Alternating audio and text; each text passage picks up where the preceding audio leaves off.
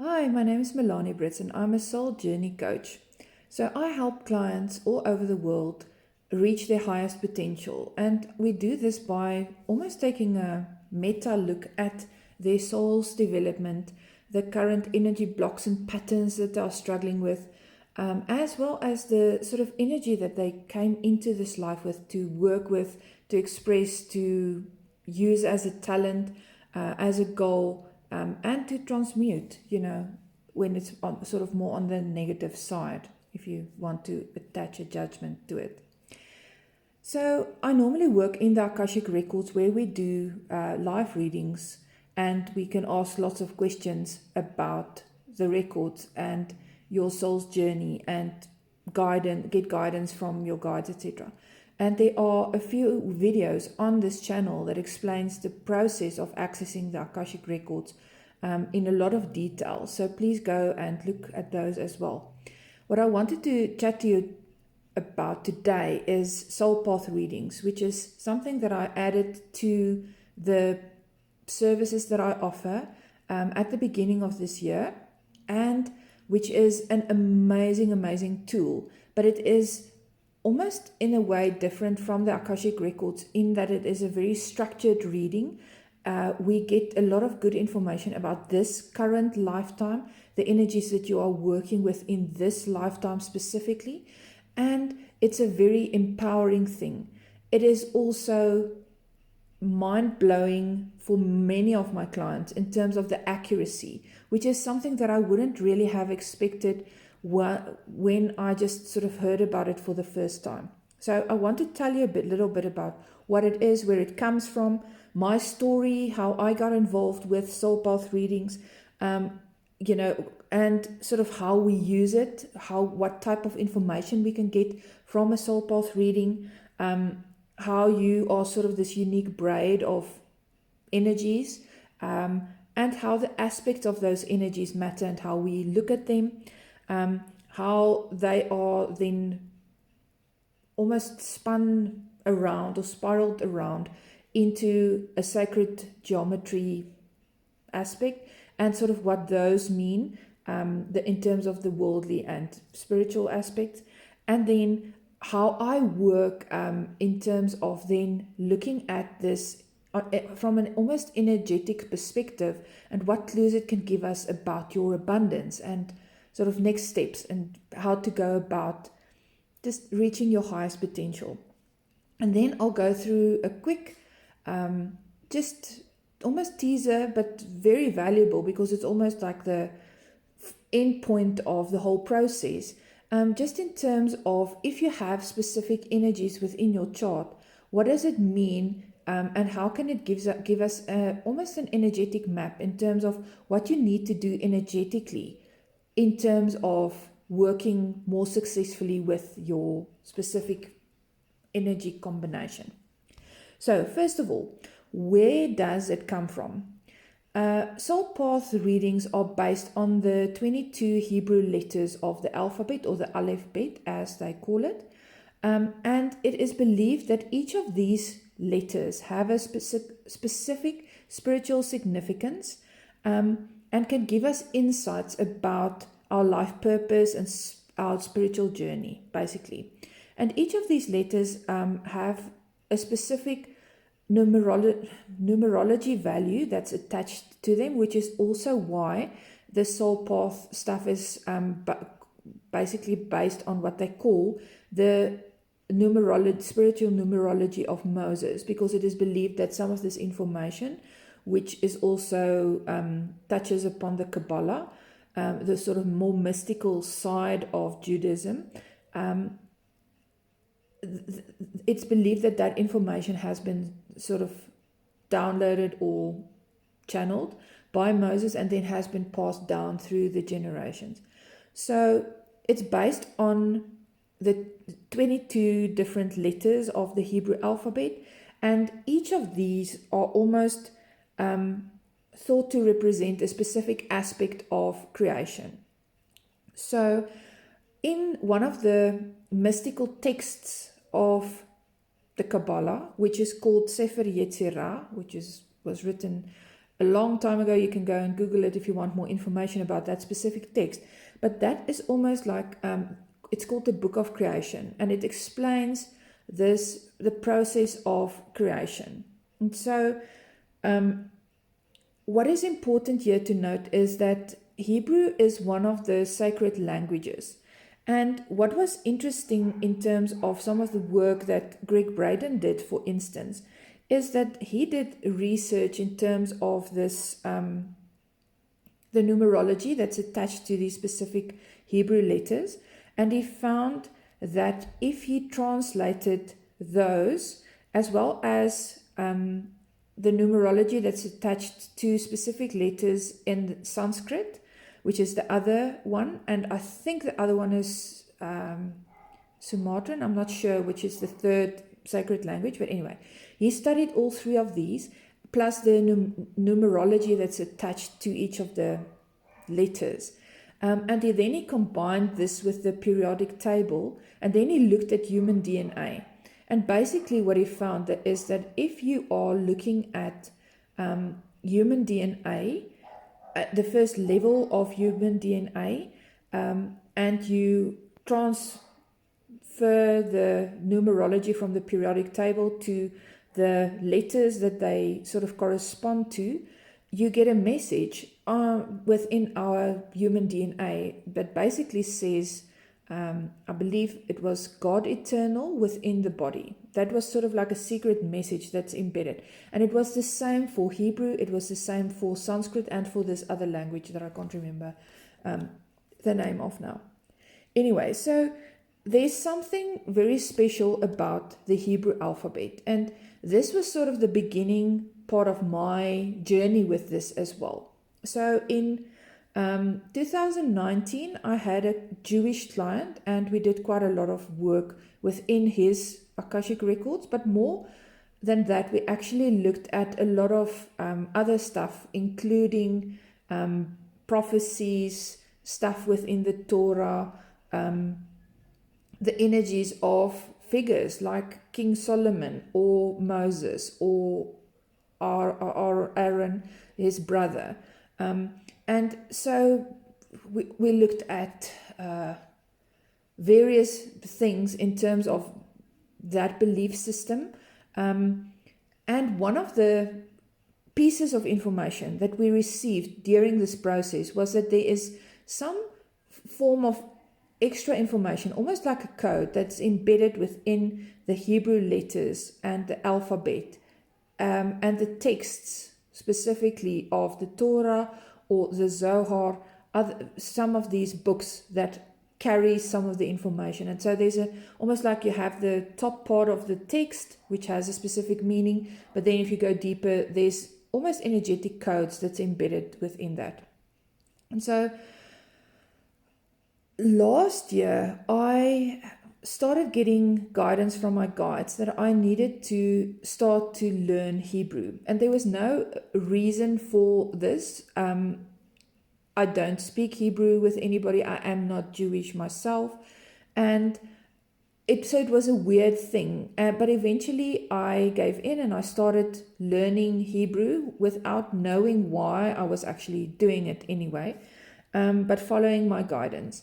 I was also very intrigued by these books like the Sefer Yetzirah, the Zohar, which forms part of this Kabbalistic texts or teachings that has come down through the ages, and is basically part of this ancient wisdom that we have access to, but that you almost need to be able to read in the Hebrew language in order to unlock all of the levels of meaning.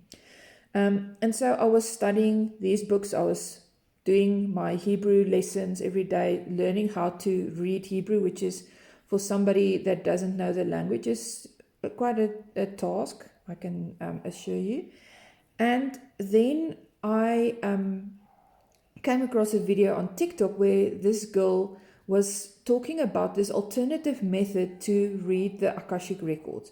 And immediately my attention perked up because I am an Akashic Records reader. I work within the Akashic Records. So this is sort of my ballpark. I play in this field and I'd never heard of this. And when I sort of looked at it further, it just brought together all of the guidance that my guides had been sort of pointing me towards for months and months and months. And it suddenly made sense why I had to learn Hebrew, why I had to study the sacred geometry stuff, why these books were drawing me and pulling my attention.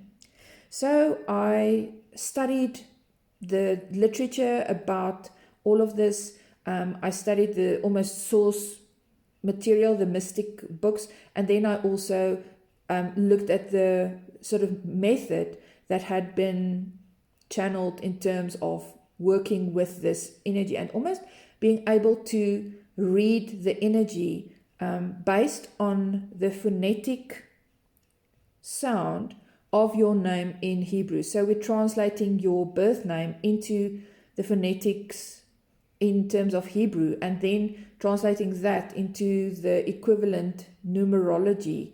And then we're sort of spinning it around what is called the sacred geometry symbol that is called the Seal of Solomon or the Star of David, which is the two triangles. So it's like an upward triangle and a downward facing triangle. So it's got the 6 points, 6-pointed star, basically.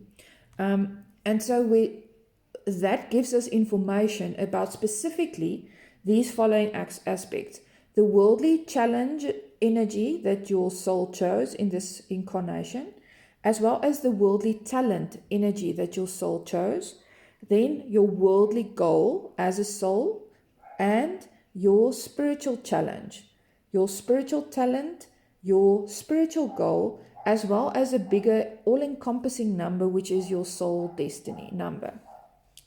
So looking at it in this way allows us almost to tap into this unique braid of energy that your current soul incarnation is.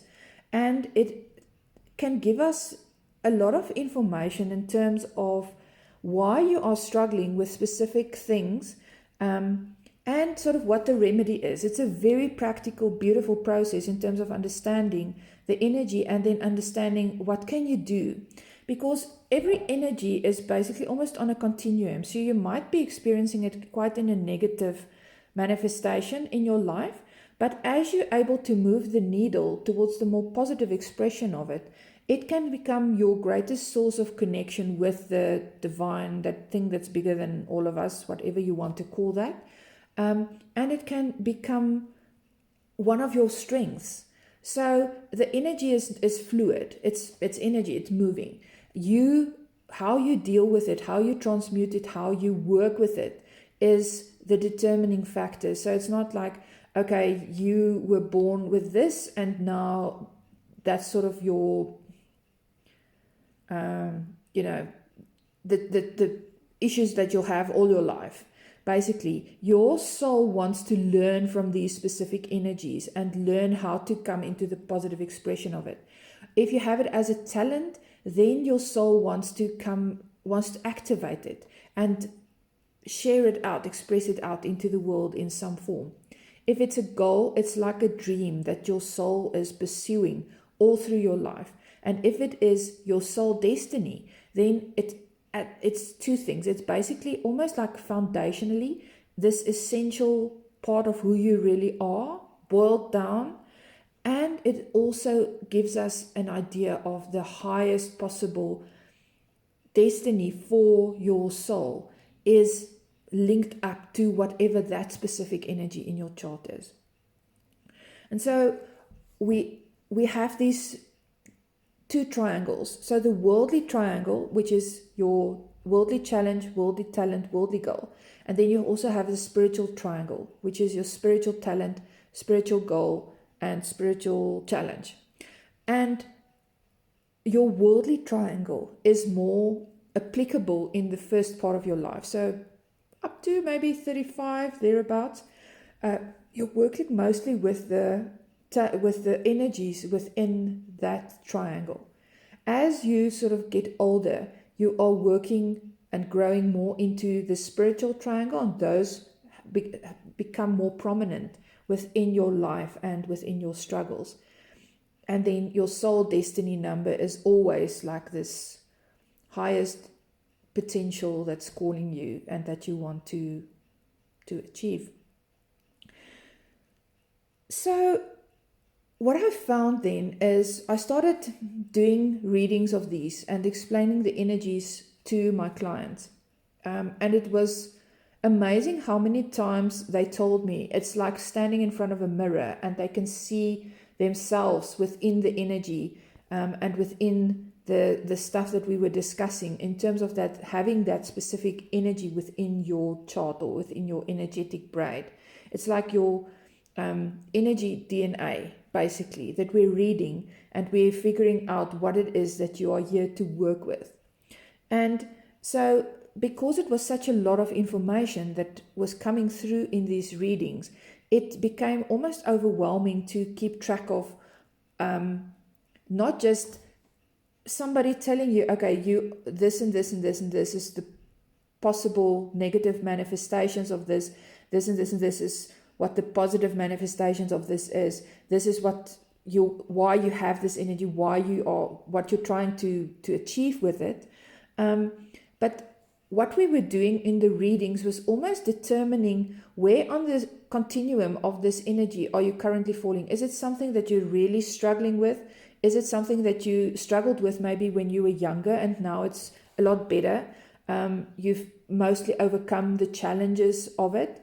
Or is it, is it still stuck very in this negative expression of it? And is it something that you really are having an issue with?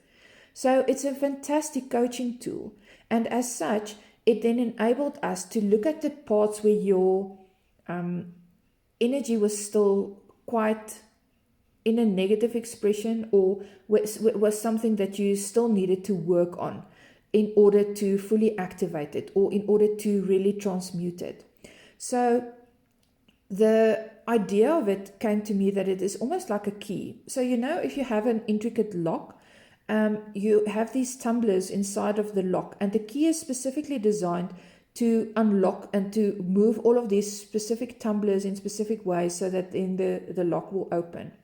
Your abundance key, which is this document that you get after a reading, looks specifically at those areas or little things that we identified during your reading and during our 1.5 hour, 2 hour discussion about your energies in your chart and what to do about them, where you still need to move the needle towards a more positive expression, or towards greater transmutation or greater alignment with the positives of the energy, with the talent of the energy, with the possibilities of a specific energy in your chart. And then just focus on those, on the practical action steps that you need to look at, that you need to work on daily in order to work more effectively and align better with your energy.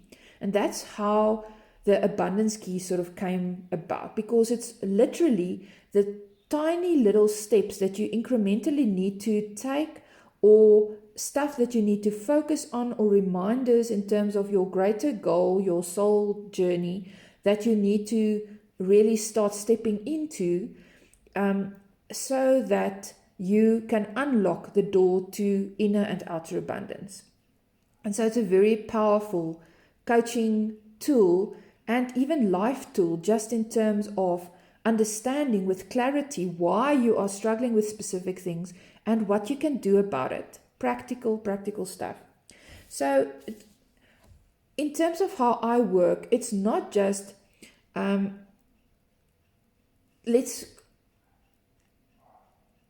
best way to almost explain it is, if you are looking at your horoscope, if you're into astrology, and somebody tells you your birth chart is this and this and this, it might give you insights in terms of, oh, that is why I like it when stuff is neat, because I have my moon in Virgo, which is the case with me.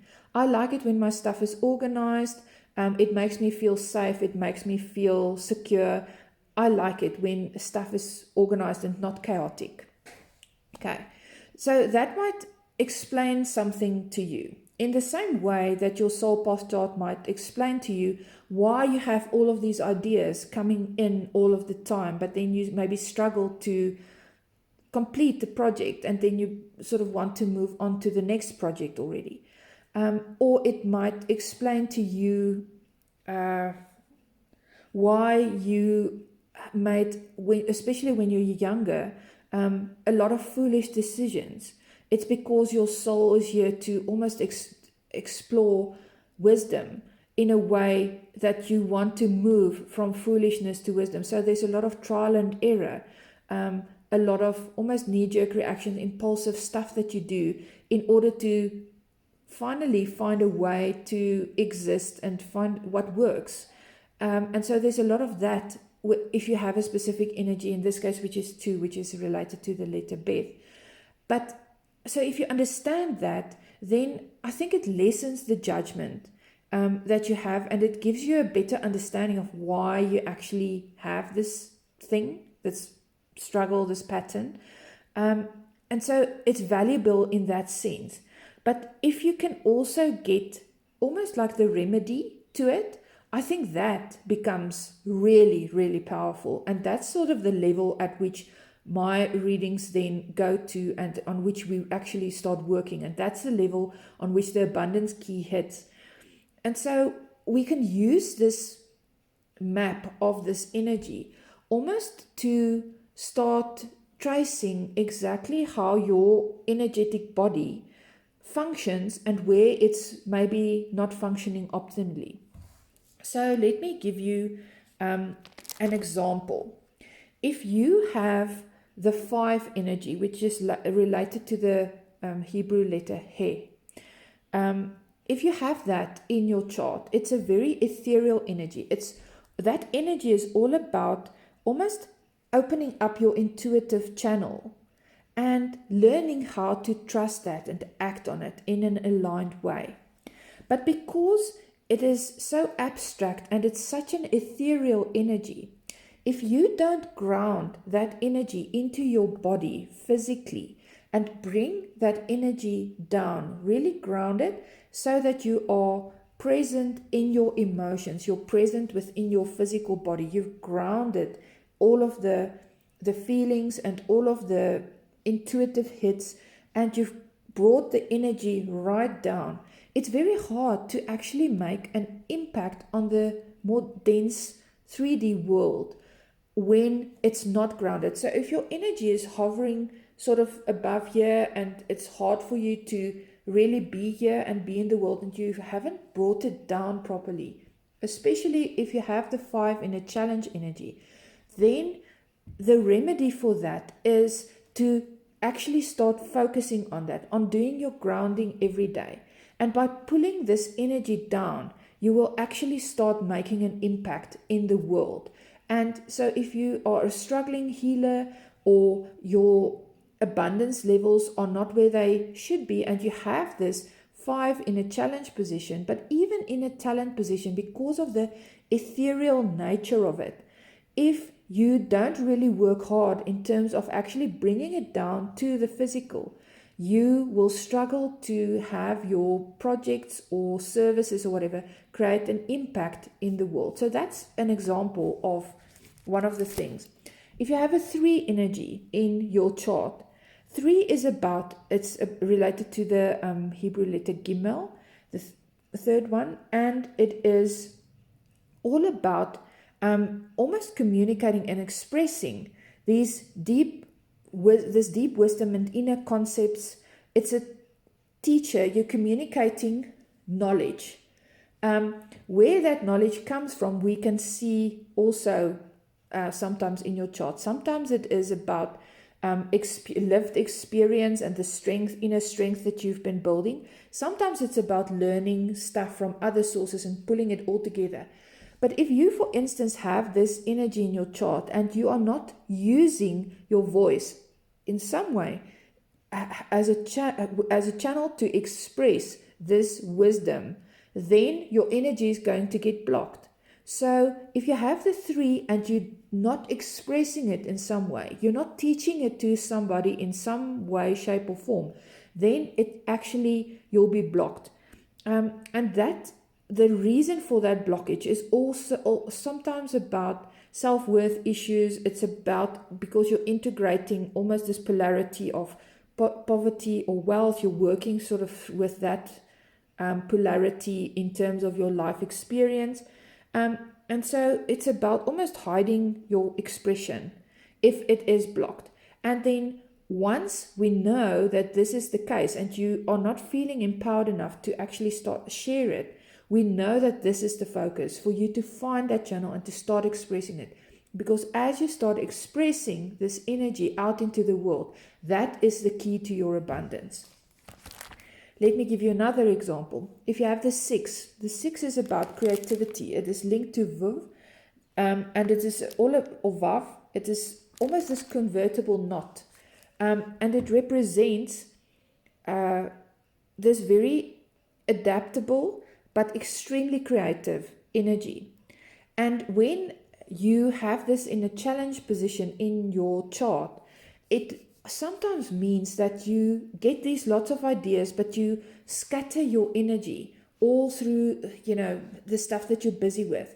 And the strength of the 6 is that it gives you almost a Zen-like power of concentration, where you can focus your entire being, all of your energy on this one single thing. And so you can go almost into this Zen-like focus and do really deep, fantastic work if you manage to channel it properly. But when it is in this scattered form and you haven't managed to almost laser focus it down properly, your energy is very scattered, and you'll also have quite a lot of stuff coming into your mind. So it will be hard to almost sort the wheat from the chaff. So too many ideas, too many directions, you're not filtering it properly. Let me give you an example of the 9. The 9 is a very powerful energy. It's the one of that's the most powerful of all of them, and is related to the Hebrew letter Tes. And it is all about power. So if you have the 9 in your chart, you are here to learn about expressing your power, not blocking it, not misusing it, and claiming it back. So it's all about power. So your life will be a series of explorations of power dynamics between people, in your relationships, in your family, in your relationship in terms of your marriage or your love relationships, even career. There will be this theme of power running through. And so if you're giving away your power, you're sort of following other people's rules, or you're following other people's advice, there's a disempowerment that's happening there. And the whole purpose of this energy in your chart is for you to learn how to step into integrated power within yourself. But this is such a catalytic energy that is here almost to transform you and other people around you, that it is very hard on your body. So if you have the 9 and you are not exercising regularly and keeping your body strong, then it's almost like you're not riding this power or this energy, it's riding you. And it's almost like if you have a lightning bolt that's coming into your body, but it's not grounded. And so it comes in, but then it starts bouncing around within your energy field, and it creates all sorts of physical issues, havoc with your mental stuff. And so if you have the 9, then the remedy for this is you have to start stepping into your own power and realizing sort of where you're giving away your power. But also you have to make sure that your physical vessel can handle this power that is coming in terms of this specific energy. If you have the 4 in your chart, the 4 is about fertility and abundance, then it is going to be very important for you to acknowledge and realize that you have these cycles where there's almost abundance, and then it's the ebb and flow of abundance is there in your life. And there's a tendency when it goes into the ebb, or the one that's more scarce, there's less, the stuff stops coming in as easily, then there's a tendency for you to actually almost freak out internally and get very anxious about it. And so the the aim of the 4 energy is for you to become totally trusting, so that you can almost even out this feast or famine pattern that you've got going. And when you are in the famine part of your pattern, that you can live in trust in order to actually almost even it out. But in terms of that, if you're not duplicating whatever it is that you are having or into the world, this energy is also blocked. And this energy is strongly linked to the sun. So if you have the 4 energy in your chart, for instance, then you have to spend some time without burning yourself to a crisp, and obviously very responsibly, but connecting to the light of the sun on your skin, because it recharges your system. And if you don't know this because you haven't done your chart, then it can't help you. But once you know this, then you realize, oh, but I've always had this connection with the sun. And now I live in a country where there are months and months without me being able to really get into the sun. And maybe that's why it affects me so much. And I almost get into a depressed state when I can't actually regularly get into the sun. And so if you're doing abundance practices, then focus on the sun. Go out into nature and go and do it outside. Don't do it inside your home. Go and connect to the sunlight. If you have, let me see what else might be if you have the 13 energy, it's Mem. It is all about this almost divine mother energy. And if you have that in a challenge, then there's often what we find is a heart blockage. It's almost like heart chakra blockage, where you're almost becoming untrusting and frosty in terms of previous disappointments, traumas, etc. And it's hard for you to open your heart. And what you are here to do is actually to be able to really access that. And then the 13 is always linked to the 4, which is the duplication of it into the world. So it's almost like accessing that love and wisdom, feminine, unconditional, loving, stillness, energy, and then sharing it out into the world. So there's healing ability, there's counseling ability that's embedded within this, but only if you're working on opening your heart, if this is unblocked. Otherwise, this energy is not flowing and your life will not work. Let's see what else. Maybe there's another interesting one. 22, for instance, is Tau. And this is almost a completion energy. So you're wanting to blend mind, body, spirit into wholeness. And you're also looking at this, is it beauty? Yes. So it's the polarity of ugliness and beauty. And your soul is looking at what is beauty really. Is it external? Is it internal? Where does it come from? What is it really? And as a result, you could manifest challenges in terms of your own physical appearance that lets you explore what beauty really is, and coming to a place where you actually can still feel connected and beautiful and worthy in spite of any challenges that you might have to the contrary. And what I find with this is there's often sometimes almost a disconnection from your spiritual aspects or self or abilities. And so you almost have to work very hard in terms of establishing yourself, in terms of your spiritual practices, connection, your spiritual beingness. And so the prescript for this would be that you have to consistently start doing your spiritual practices like every day.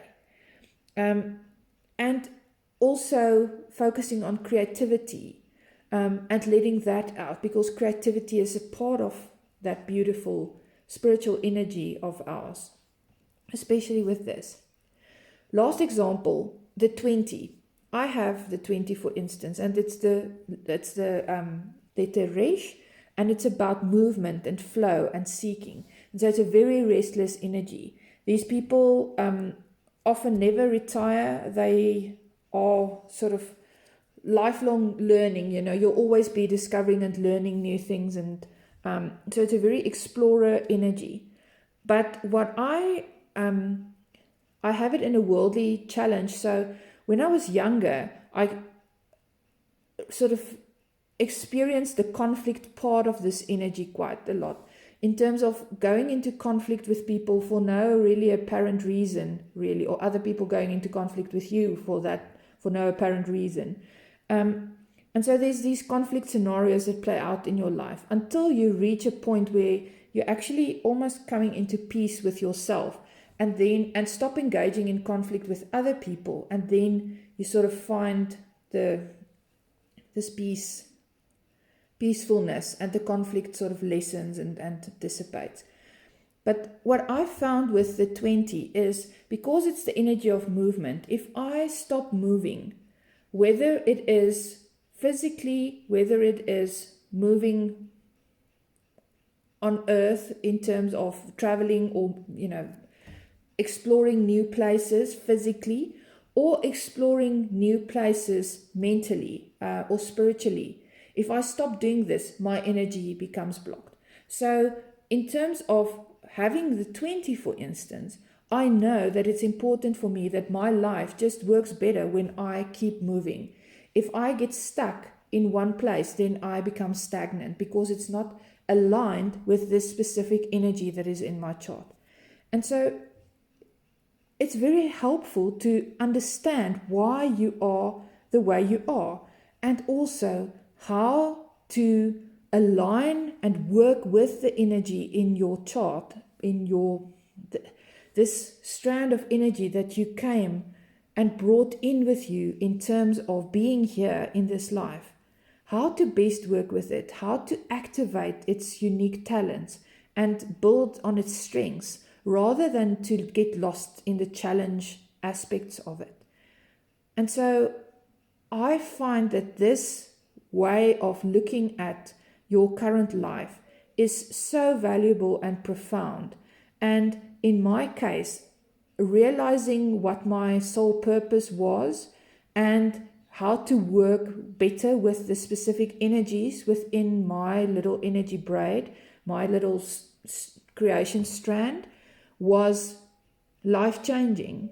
And it is the case for most of my clients as well. And so I know this sounds woohoo, it sounds weird. How can you get all of this information just from your name?